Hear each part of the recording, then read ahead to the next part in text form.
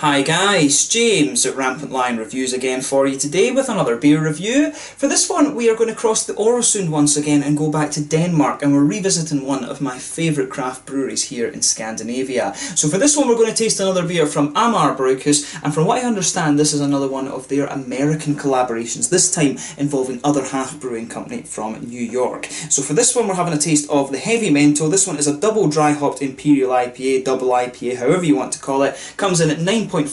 Just looking at the bottle, I'm guessing this one is going to be a New England type beer, and you know, it should be really nice. Amager Bryghus, of course, are really well known for their collaborations that they do with a lot of these American breweries. They do so many of them these days. A very, very prolific brewery, and like I said, Other Half Brewing Company are getting some really rave reviews these days. I've had a few collaboration beers involving them. The last one I think was with Magic Rock from Yorkshire in England, and you know, that was a really good beer as well. Both Magic Rock and Other Half are supposed to be very good breweries from what I gather, and Amager Bryghus, as I say, one of my favourite breweries from Scandinavia. But for some reason this bottle doesn't actually have the Other Half symbol on it, which I find quite unusual. Maybe usually these collaboration beers from Amager Bryghus have the Danish flag and the American flag on it, and I'm not sure why it's absent on this one, but they have just changed to these 330ml bottles as opposed to the half-litre ones that they were using before. So it could be something to do with the label. I'm speculating on that right enough. I may well be wrong, but I'm not sure exactly why this one doesn't have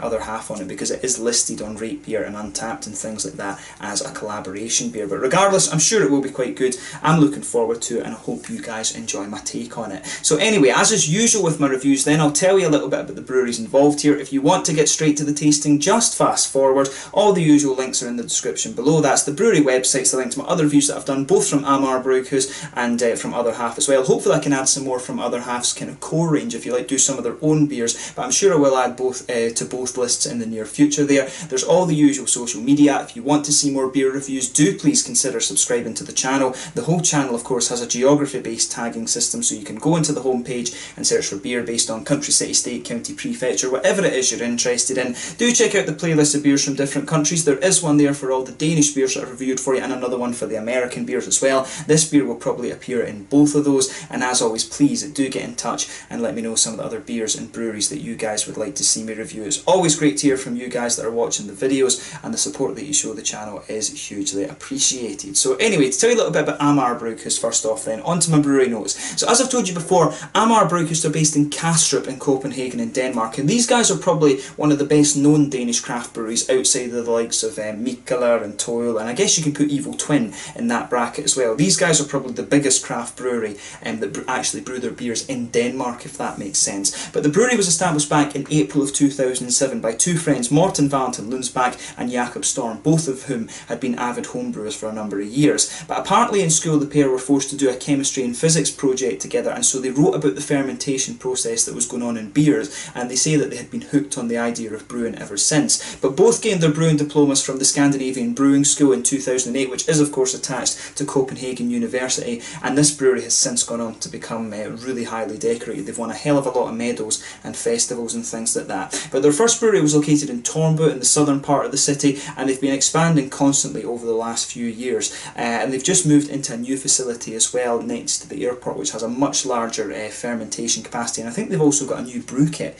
in there as well from what I understand. And very recently they changed from using half-litre bottles to 330ml bottles, and I guess the whole idea behind that is just so that they get more product essentially from each brew. You know, it gives them essentially a third more bottles or something like that that they can send to different parts of the world, so it gets more people drinking their beer. And probably the other thing when it comes to Danish beer as well, I would guess, is the fact that the currency is so strong. If you're selling a half-litre of Danish beer with all these import-export costs and things that go with that as well, that will probably push the price quite high in other countries and things like that, whereas if you've got the 330, the price will go down a little bit, and it gets more people drinking Danish craft beer and the Amager beers as well, which, you know, is a good thing, because the Danish craft beers I think are really quite good, and Amager Bryghus, like I said, are one of my favourite Scandinavian breweries. I've had some really cracking beers from these guys, both from the dark end of the spectrum and from the light end of the spectrum too, so definitely one of the Danish breweries that you want to check out. But that's all you really need to know about Amager Bryghus just now. They're very prolific, so I'd advise you follow them on Facebook, and you can see all the different things that they're doing, and you can check out the brewery website as well if you want to read a little bit more about them. But anyway, on to the American half of the brewery then, to Other Half Brewing. So as I've told you before, Other Half Brewing are based in Brooklyn in New York, and they were were founded back in 2014 by Samuel Richardson and Matt Monaghan. So Matt apparently had worked for years as a line cook in kitchens, and he really got into homebrewing over the years and decided to go for it and make a career of it. Samuel, on the other hand, studied food science in Oregon with a special focus on fermentation science, and he worked in various breweries before starting Other Half. So Matt apparently manages the business side of the brewery, while Samuel is the brewery operations manager, and is also involved in product development and recipe development and things like that. But the brewery have grown very, very quickly over the last few years, and they have their tap room on Centre Street in Brooklyn as well. And like I say, they're probably the best known craft brewery actually from New York State these days. There's been a few, I'm sure it was Barrier Brewing that I had a beer from recently as well, which was really, really quite nice. I think that was from Long Island, if I remember correctly, but that was a really good beer as well. Other Half Brewing, you know, they're starting to get their name out here in Europe as well, so hopefully we can get some of their kind of regular beers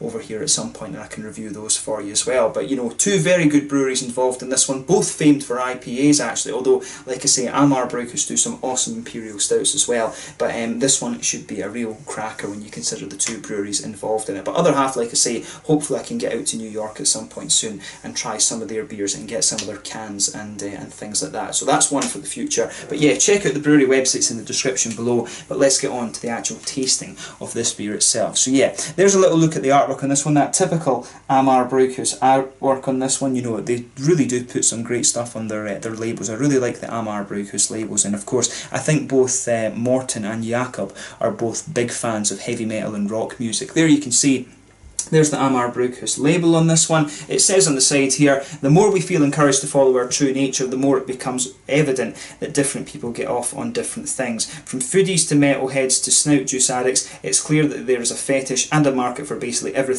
existing thing in the world. In our particular niche, we have the so-called beer geeks. If you remember times when music wasn't a mostly synthetic shit, you probably have memories of people who would line up for a concert for days in advance, parked outside a venue with snacks, a beach chair, a lot of free time, and often very little self-respect. Eventually, Apple claimed rights to that nonsense. Today, beer fanatics worldwide have developed similar sentiments when it comes to styles, specific releases by certain known breweries, or simply out of the urge of having more ticks than their buddies. Needless to say, things have escalated to a heavy mental state, and if there's some sort of drug, high, or sexual satisfaction involved in that new Untappd badge or that 8-hour line for a 4-pack. Luckily for us and you, we have a modest hillbilly brewery on the outskirts of Copenhagen, so you don't have to worry about being shamed, ripped off, or seen as a junkie when it comes to consuming our stuff. We will give you the eventual haze. You may need to shake the bottle, throw in some cryo, and even pitch some fancy yeast just for your pleasure. And we wouldn't dare tell you what you should and should not be drinking ever,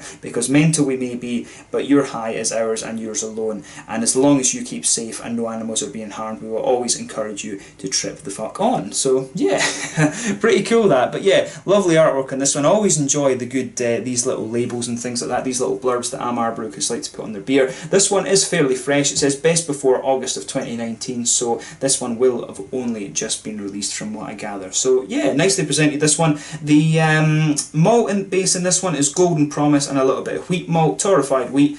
They've also got some flaked oats in there as well, and some I think fade sugar might be wheat sugar, something like that, but it could also be something like dextrose or something like that, I guess. But the hops in this beer are Summit, Cascade, Amarillo and Mosaic, and the yeast in this one is a Vermont ale yeast, and you can always get that on the side of the bottles here when it comes to Amager Bryghus beers as well, which I really do like. But yeah, let's get this guy out then, and we'll get on with the tasting.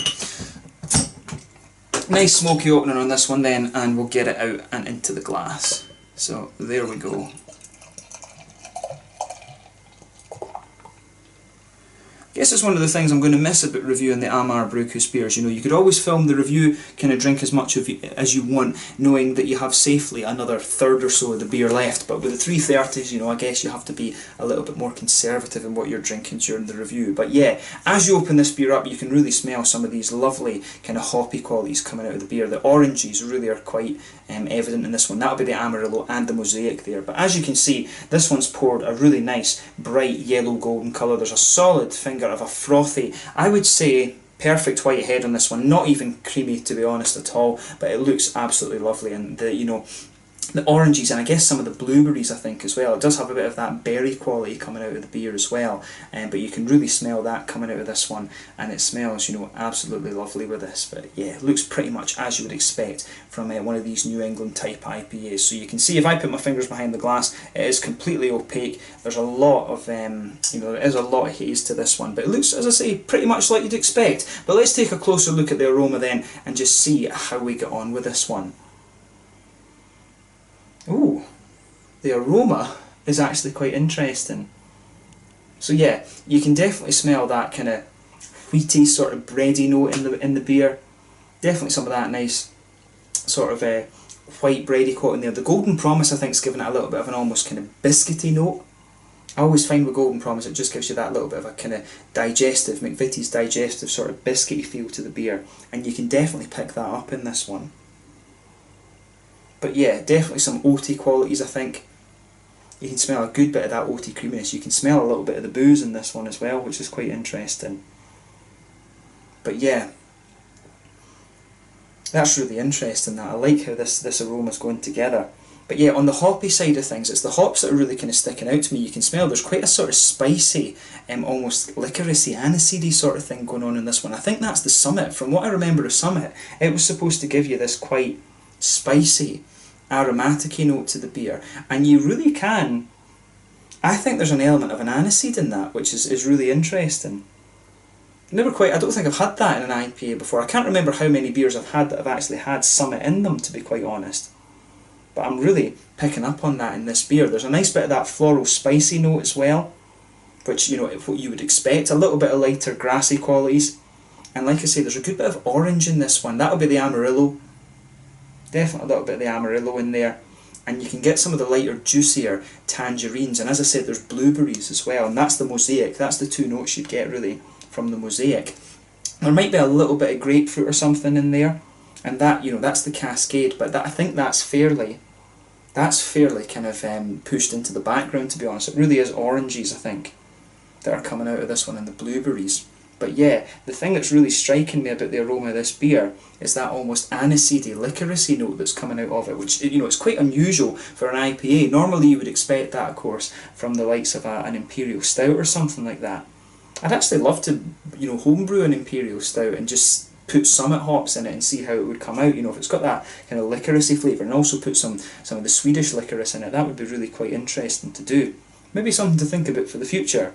But yeah, really interesting smelling beer, this one. Just take a little bit of time, as I always say, and enjoy the aroma of the beer before you get stuck in. This is definitely one that's got a little bit of quirkiness to it. I mean, but you know, you always expect that a little bit from Amager. They do some interesting stuff, like I said. But without further ado then, let's have a taste of this beer and see how we get on. So this one is the Heavy Mental, a double dry hopped Imperial double, however you want to call it, IPA, New England style, from Amager Bryghus in Copenhagen, Denmark, a collaboration beer with Other Half Brewing from Brooklyn over in New York. So let's get stuck into this one then. Slange, skål.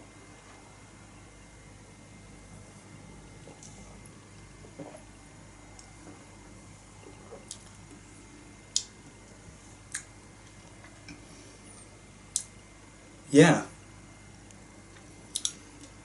you know, it's pretty nice, that one. It's actually, it's got a really nice kind of creamy note to it, this one. I think that's creamier than the other sort of New England IPAs I've had from Amager Bryghus before.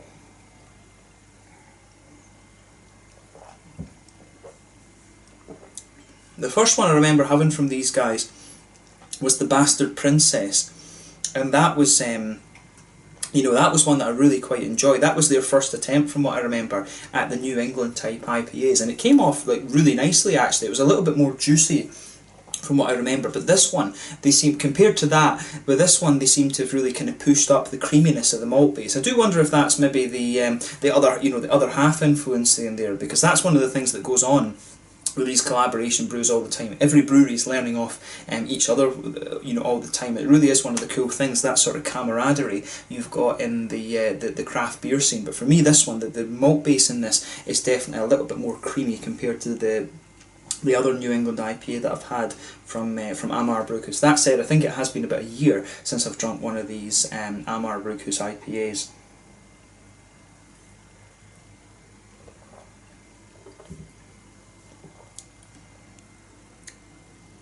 But yeah, that's a nice beer. Have a go at this one if you get the chance.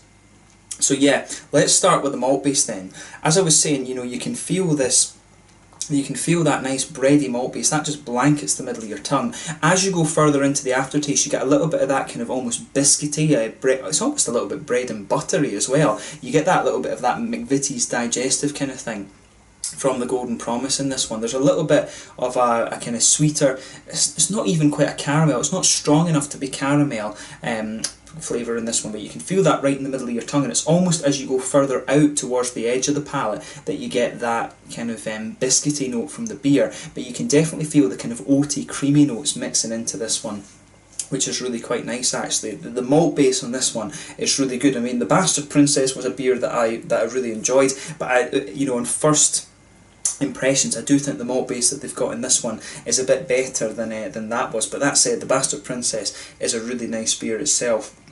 But this one just has that creaminess kind of spot on, if you like. So yeah, really nicely done malt base in this one.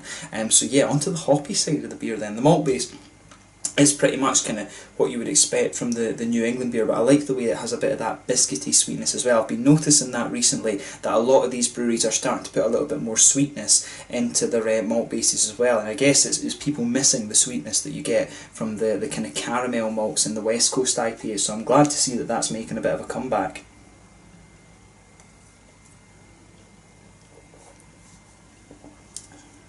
But yeah, on the hoppy side of the beer then, back corners of the palate, you can feel there's a little touch of earthiness there. I think that'll be the Mosaic really that's giving you that. I always find Mosaic just gives you a little touch of earthiness there, but I wouldn't be surprised if it was like the Summit giving you some as well. But as you come further forward, there's a little bit of a herbal quality to it, but then it kind of pushes forward and you start to get some of the kind of more spicy floral aromatic notes out of this one. It's almost got a little bit of a kind of peppery spice to it as well, this one, but this beer really isn't all that high in terms of IBUs, you know, 30 IBUs I think at most with this beer. But as you go round the front curve of the palate on this one, there's a nice little bit of a grassy, and just that little typical grassy ester sort of thing coming out on the edge of your palate too. And of course when you go behind the front curve of the palate, that's where you get that little oily bubble where those nice juicy fruity notes start to come out of the beer, and in that fruity bit you can pick out a little bit of the grapefruit. So as you go further into the aftertaste, you start to get some of these kind of grapefruity cascade notes coming out of the beer, but really the fruity character in this one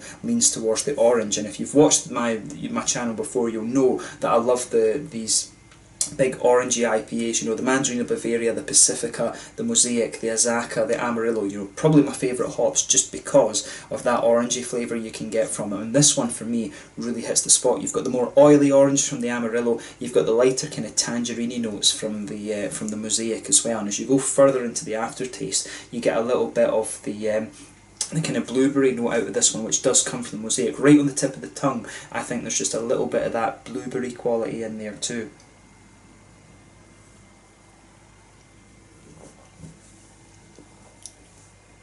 Yeah, stick to that on this beer. Big orangey quality. That's, to be honest, I will say that straight up, that's probably why I like this beer as much as I do, because I love a big orangey IPA. But this is really, really nice. You'd never guess, if I blind tasted this beer, I would never guess that it's, you know, 9.4%, because it is, you know, firmly in the double IPA category. You know, if I tried this, I'd probably reckon it was around 7% or something like that. So it's one of these ones that's dangerously easy to drink. It really is very well done in that regard as well. But overall, a really, really nice IPA. If you're a fan of the Amarillo hop, the Mosaic hop, you know, big orangey IPAs, I think this one is going to suit you down to the ground. And if you also like your New England IPAs to have a little bit of a biscuity sweetness to them as well, this one is going to suit you too. It really is nicely done, this, and hopefully we see more kind of New England IPAs from Amager Bryghus in this light, because it really, for me at least, it really is hitting the spot. In terms of the mouthfeel then, I would say mid-bodied, at the top end of mid-bodied. Carbonation is very smooth. This one has a good bit of oily character in its mouthfeel as well, which I like, so it has got a little bit of that West Coast mouthfeel, and that helps bring out some of these biscuity flavours, I think, that I was saying as well. I really think that's what's helping bring them out a little bit more. But there's also a good little bit of creaminess in there. The oaty flavours are coming out quite nicely in this one. There's a little bit of hoppy bitterness to it, but it's, as I say, I think about 30 IBUs with this one. It's not going to blow your head off in terms of bitterness. Lovely juicy fruity quality to the beer. beer, and the malt base, as I say, it's got a little bit of sweetness in there, but it's got that creamy smoothness that you expect of the New England IPA. But overall, a really, really solid beer. I like, as I say, I like the difference in this one compared to the Bastard Princess, but I did really enjoy the Bastard Princess as well. This one has just taken the creaminess up a little bit, but they've also kept the sweetness that I really like from the West Coast IPAs at Amager Bryghus as well. So yeah, really nice beer, and it's cool to see Other Half collaborate with one of my favourite breweries over here too. So like I say, hopefully I can review some of their beers as well, but let's leave it at that for this one. A really solid double IPA. You'd never guess that this guy was 9.4%. It's ridiculously easy to drink for a beer that's that percentage. So yeah, let's leave it at that. So once again, thank you for watching my beer reviews. Until the next time, please like, subscribe, share, all the usual YouTube stuff. Let me know your own thoughts on this beer in the comment section below. Let me know what your favourite beers are, both from Amager Bryghus and from Other Half as well. Hopefully I can review more from both breweries in the near future, but thank you again for watching, and I will catch you guys very soon. This one was the Heavy Mental, a double dry hopped Imperial IPA from Amager Bryghus in Copenhagen in Denmark, and Other Half Brewing from Brooklyn in New York. Until the next time, it's Landed Just Now, and I will catch you guys very soon. Skål.